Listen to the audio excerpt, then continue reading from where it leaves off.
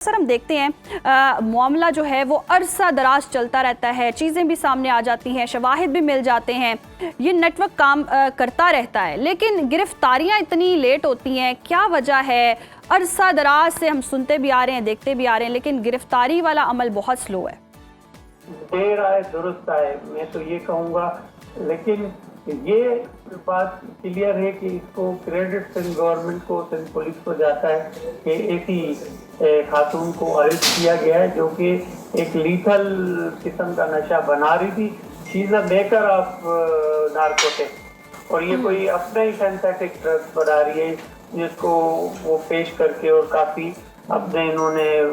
बनाए हुए हैं नेक्सस। तो ये अरेस्ट करना ही एक इसका हमारे लिए खुशाइन बात है कि इस किस्म के लोग हम अरेस्ट कर रहे हैं और इस पर जीरो टॉलरेंस है। सिर्फ अरेस्ट करना नहीं, जिम्मेदार हैं उनके खिलाफ फौरन कार्रवाई करें। बल्कि मैंने तो इसे एक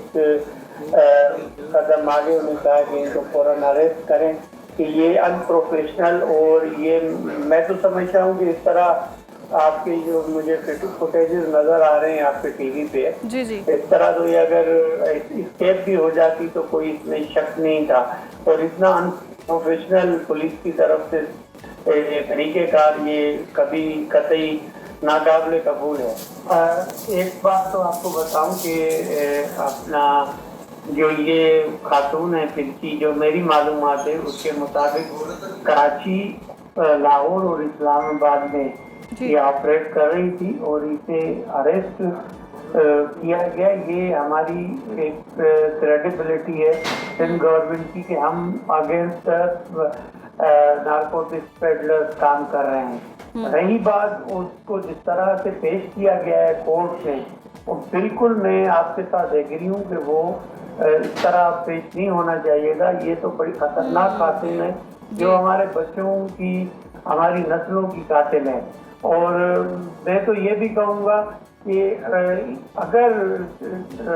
पुलिस ने रिमांड मांगा था कोर्ट से, तो कोर्ट को भी इसका ख्याल रखना चाहिए था कि इनका रिमांड जेल कस्टडी ना करते, बल्कि कम अज कम किसी भी नॉर्मल से नॉर्मल केस में भी मैं एज ए लॉयर आपको बताऊंगा कि 24 आवर्स का जरूर कस्टडी मिलती है ताकि वो लीगली पुलिस उसकी इन्वेस्टिगेट कर सके। और यकीनन विदिन 24 आवर्स जब पुलिस अरेस्ट कर ले तो उसको पेश करना पड़ता है। लेकिन इसमें मैं जरूर एक्शन लूंगा कि इन्होंने जिस तरह से उसको अनप्रोफेशनल तरीके से डील किया है अब तक के केस को, उस पर जो भी अफसरान हैं जो कहीं भी, वो फिर एसपी हो, डीआईजी हो या जो भी हो, उन सब के खिलाफ में कार्रवाई करें। बिल्कुल ज़िया साहब, आपके वक्त का वाकई जी प्रोटोकॉल पर बहुत सवाल उठ भी रहे हैं और उठने भी चाहिए और इस पर एक्शन भी होना चाहिए, और गिरफ्तारी अमल में लाई गई है, वाकई अच्छा इकदाम है, बारीक बीनी से देखा भी गया इस केस को। आसिफ अली सैयद हमारे नुमाइंदे हमारे साथ मौजूद हैं जो पल पल इस मामले पर खबर रखे हुए हैं, उनसे भी जान लेते हैं सारी डिटेल्स कि ये आखिर मामला क्या है, कैसे इतना प्रोटोकॉल मिल जाता है इस तरह के जो लोग होते हैं। आसिफ, अनमोल और पिंकी के खिलाफ अब तक सबसे अहम और मजबूत जो शवाहिद सामने आए हैं वो क्या क्या हैं? और मुलजिमा 8-9 साल तक कराची में एक ब्रांड बनकर काम करती रही और सप्लाई भी करती रही, खुद चलती फिरती कोकेन भी बनी रही, लेबॉर्ट्री बनी रही, और हमारी नस्लों को जो तबाह करी है, ख़राब करी है। क्यों इससे पहले एक्शन नहीं लिया गया? क्यों प्रोसेस इतना स्लो होता है? क्यों गिरफ्तारियाँ जो हैं वो इतनी डिले कर दी जाती हैं कि एक मुआशरे का नासूर बनकर ऐसे मुलजिमान जो हैं वो सामने आते हैं? देखिए जी, ये जो ड्रग क्वीन के नाम से और ये ब्रांड के नाम से और डॉन के नाम से जो अनमोल और पिंकी सामने आई, तो ऐसा नहीं था बिल्कुल कि इसको कोई जानता नहीं था या इसके किसी से ताल्लुकात नहीं थे। इसकी जो ऑडियो लीक हुई है, वो जो किसी से बात कर रही है, सिर्फ उस ऑडियो से ही आप अंदाजा कर सकते हैं कि इसके किस लेवल पर ताल्लुकात होंगे कि ये किसी पुलिस अफसर से ही ऐसा लग रहा है कि जैसे वो बात कर रही है और बहुत ही जो है तकब्बुर में वो ये बताती है कि 15-15 तुम लोगों को साल हो जाते हैं और तुम लोग दोबारा मर के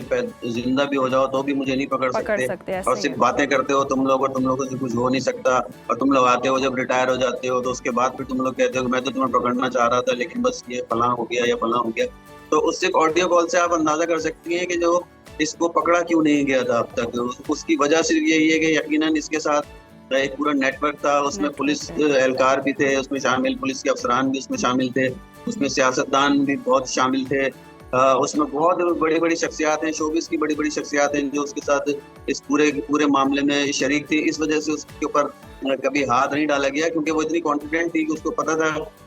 कि मैं लाखों करोड़ों रुपए जो है वो लोगों को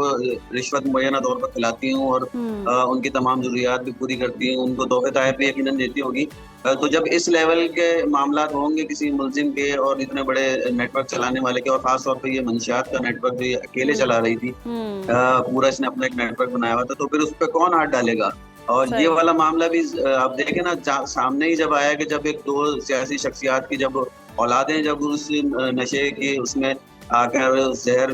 इस्तेमाल करने से जब इंतकाल कर गई, तो उसके बाद भी सारा का सारा जो सिलसिला था वो जागा है। बिल्कुल आसिफ, ये कोई आम आदमी का बच्चा होता तो शायद उस तरह से स्ट्रांगली एक्शन भी ना लिया जाता। हाई प्रोफाइल केस है और मोहतरमा के खिलाफ शवाहिद भी मौजूद हैं, लेकिन गिरफ्तारी अमल में नहीं लाई जाती है और इंतहाई मतलूब बताया भी जाता है इन मुलजिमा को। लेकिन जो हम शाहाना अंदाज उनका देख रहे हैं, एक आम आदमी को क्या तासुर जाएगा। अदालतों से तो आम इंसान इंसाफ मांगने जाता है। जब इस तरह की सूरत हाल देखें कि जी हथकड़ियाँ नहीं लगी हुई हैं, मोबाइल फ़ोन इस्तेमाल करने दिया जा रहा है और तफ्तीशी टीम भी ऐसे लग रहा है कि मिली भगत की तरफ इशारे नजर आ रहे हैं, तो फिर कौन इंसाफ की उम्मीद लगाएगा और आम आदमी कैसे रिलाय कर सकता है इस तरह की अदालतों पर। अब देखें, इस पे आम आदमी को तो पता है कि क्या होना है, तो बिला आखिर इसने कुछ अरसे के बाद, क्योंकि तफ्तीश हमारी इंतहाई कमजोर होती है, इसका चालान ऐसा गलत पेश किया गया जिसमें जिस घर से उसकी गिरफ्तारी शो की गई FIR में, इतनी उजलत में FIR काटी गई। इनके पास 24 घंटे का टाइम होता है, अगर किसी की गिरफ्तारी डालने के बाद इससे तफ्तीश की जा सकती थी, इससे मालूमात हासिल की जा सकती थी, लेकिन ऐसी क्या जल्दी थी कि एक तो उसमें जो एड्रेस डाला गया कि जो गिरफ्तारी जहाँ से की गई है वो एड्रेस ही गलत है। वहाँ पर सारे मीडिया नुमाइंदगान गए उस घर पे, तो उस घर में जो लोग रहायश पजीर हैं वो तो कहते हैं हम तो नहीं जानते, हम तो कई अरसे से इस घर के अंदर किराएदार हैं, यहाँ तो कोई पिंकी नाम की खातून नहीं रहती। तो ये वो हरबे होते हैं जो इस्तेमाल किए जाते हैं इतने बड़े बड़े लोगों को बचाने के लिए,